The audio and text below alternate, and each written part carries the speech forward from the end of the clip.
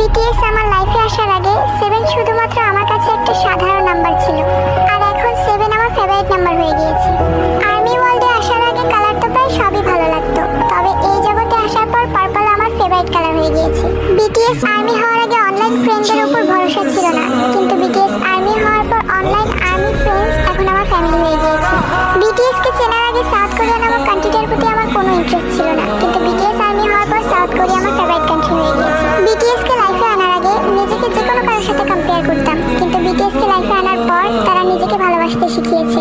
বাংটান ওয়ার্ল্ডে আসার আগে লাইফে প্রবলেমস আসলে ভয় পেতাম, ডিপ্রেশনে চলে যেতাম, কিন্তু বাংটান ওয়ার্ল্ডে আসার পর বিটিএস সেই সব প্রবলেমসের সাথে লড়াই করা শিখিয়েছে। Thank you so much BTS, আমার লাইফে এতগুলো চেঞ্জ আনার জন্য, আমার লাইফে আসার জন্য। You are such an angels of my life.